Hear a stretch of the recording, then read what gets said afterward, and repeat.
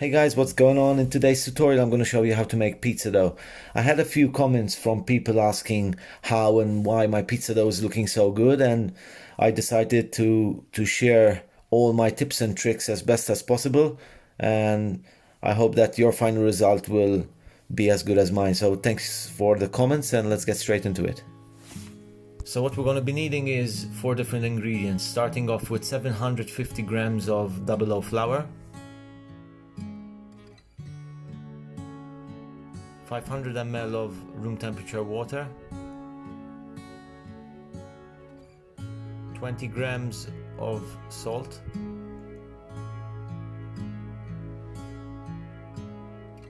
and 1 gram of instant dry yeast.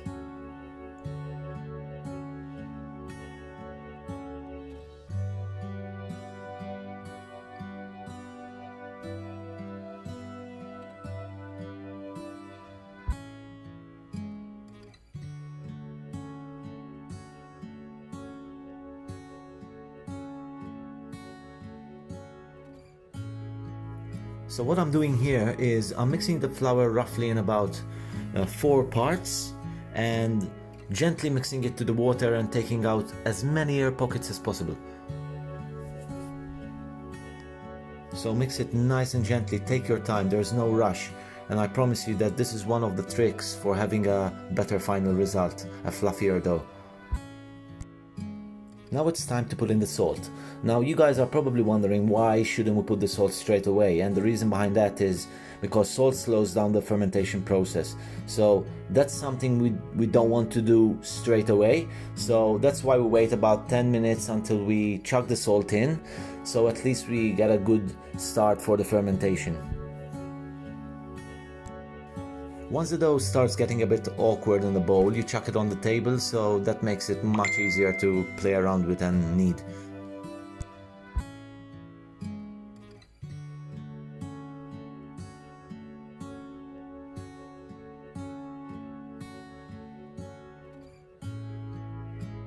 If you don't have one of these white scrapers or whatever you call them, you should definitely get one, because not only it takes off the excess dough from my fingers and from the tabletop, but even later on in the process when you need to maneuver your dough from one spot to another, it's perfect.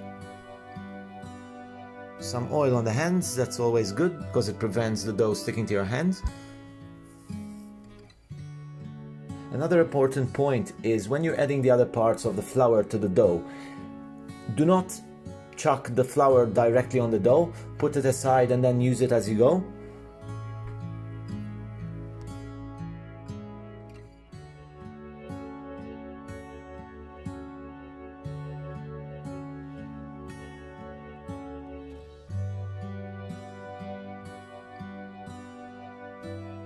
We're about 10 to 15 minutes into it and you can see that the dough is already elasticy, so start smacking it down on the countertop to relax the dough a little bit more.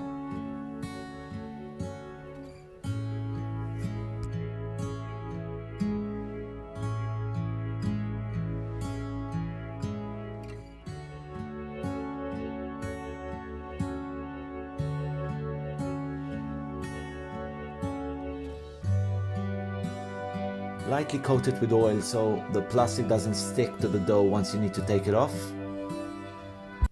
And let it rest for about 30 to 45 minutes.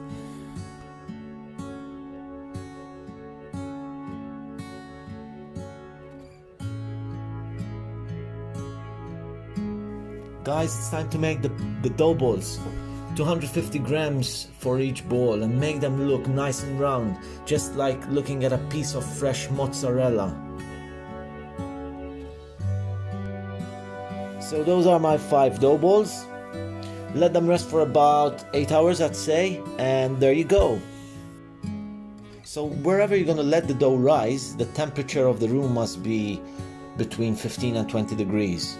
Keep in mind that if the room temperature is about 25 degrees or 30 degrees, the dough is going to rise much quicker and you're going to have the dough looking double the size, and that's something you don't want.